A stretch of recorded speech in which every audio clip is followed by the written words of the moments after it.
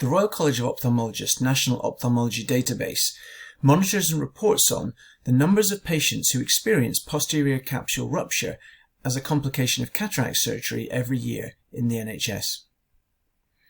We do this to allow hospitals and surgeons to reflect on how well they are protecting patients from this important complication of cataract surgery compared to their colleagues around the country.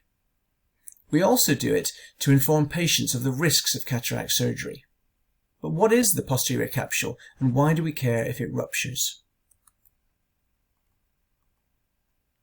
The eye is like a camera, in that it has a lens near the front which focuses light.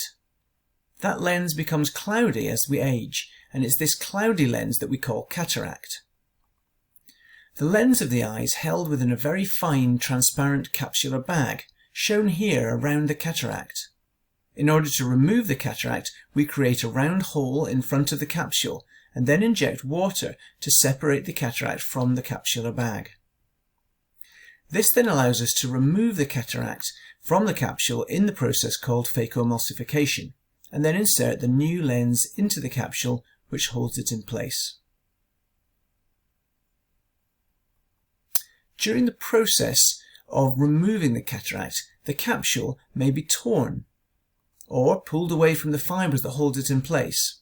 This is the complication we call posterior capsule rupture, and fragments of the cataract can sometimes fall into the back of the eye. Posterior capsule rupture is an important complication of cataract surgery because it increases the time the operation takes, and sometimes a second operation is needed to remove fragments of cataract that remain in the eye or to secure the new lens, if it was not possible to insert it in a stable position at the first operation. Posterior capsule rupture also increases the risk of other problems after the cataract surgery, such as swelling or detachment of the retina, infection or dislocation of the new lens. Over the past decade, with repeated audit of the posterior capsule rupture rates, we've seen the frequency of this complication reduce from happening in around 1 in 50 cataract operations to around 1 in 100 operations. We continue to monitor the posterior capsule rupture rate so that surgeons and hospitals are able to see how they're performing compared to colleagues around the country. We also publish the percentage of operations where the surgeon has successfully avoided posterior capsule rupture on our website so that NHS commissioners, hospital managers and patients themselves can access those figures. This is the record for one surgeon.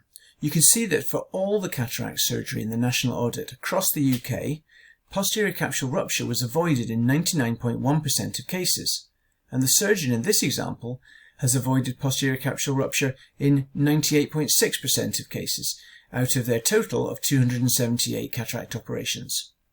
This is slightly lower than the national average, but still well within expected limits. Some surgeons will operate on a higher proportion of patients whose eyes may have conditions which put them at greater risk of posterior capsule rupture. To ensure the audit treats all surgeons fairly, we use a statistical process called risk adjustment to ensure that the surgeon who operates on the easiest cataracts doesn't get a falsely positive view of their performance, and those surgeons that take on the most challenging cases are not misrepresented in a negative sense. No surgery is risk-free. But the fact that your hospital is participating in this national audit means that they are actively monitoring the risk of posterior capsule rupture for their patients. If this complication seems to be happening more frequently than in other hospitals, steps can be taken to investigate. The transparent reporting of this complication rate on this website should also give confidence to patients and the public that we as a profession are working hard to reduce the risks and make cataract surgery as safe as it can be.